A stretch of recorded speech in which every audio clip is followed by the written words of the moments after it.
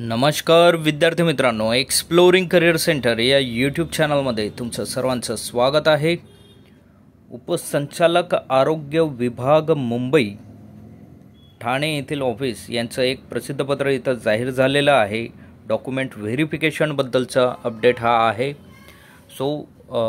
त्याबद्दलची डिटेल माहिती आजच्या व्हिडिओमध्ये आपण बघणार आहोत। तत्पूर्वी तुम्ही आमच्या चॅनलला नवीन असाल, अजूनही चॅनल सबस्क्राईब केलं नसेल तर कृपया सबस्क्राईब करा। उपसंचालक आरोग्य सेवा मुंबई मंडळ ठाणे, प्रादेशिक मनोरुग्णालय आवार ठाणे, तर दूरध्वनी क्रमांक आणि ईमेल सुद्धा इथे दिलेला आहे।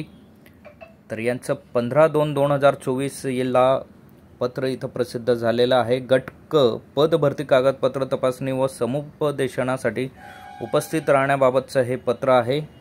संदर्भ इथे ॲडचा दिलेला आहे 2/2/2024 या तारखेचा संदर्भ इथं आहे।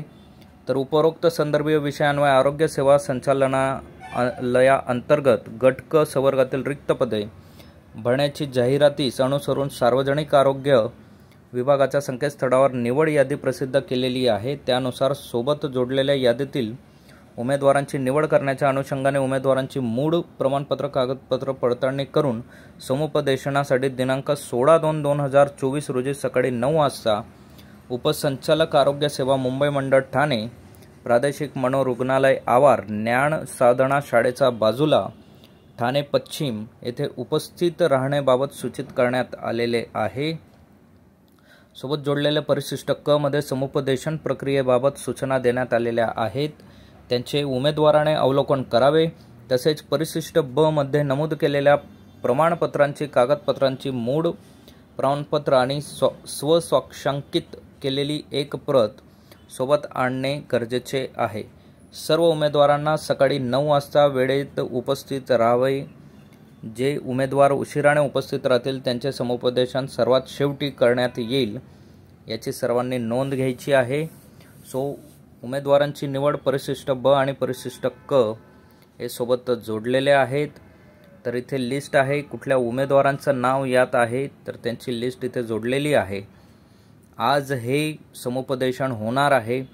ज्या विद्यार्थ्यांना अजूनही माहिती नसेल त्यांनी कृपया तिथे रिपोर्टिंग करणं मुंबईला गरजेचं आहे। परिशिष्ट ब कागदपत्रे तपासणी, उमेदवाराचे नाव, पदनाम, अर्ज क्रमांक, बैठक क्रमांक, त्यात कागदपत्रांची लिस्ट इथे दिलेली आहे।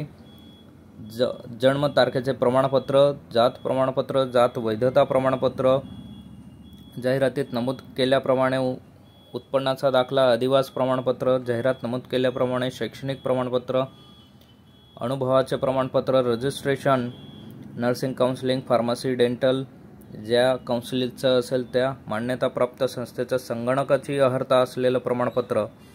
तर हे डॉक्युमेंट्सची लिस्टसुद्धा इथं दिलेली आहे। त्याचबरोबर उमेदवारांना समुपदेशन प्रक्रियेबाबतच्या सूचनासुद्धा इथे दिलेल्या आहेत। 9:30ची रिपोर्टिंग टायमिंग आहे। जे विद्यार्थी अजूनही पोहोचले नसतील त्यांचं समुपदेशन दुपारनंतर घेण्यात येईल। तर ज्यांचं सिलेक्शन आहे त्यांनी नक्की या संधीचा लाभ घ्यावा।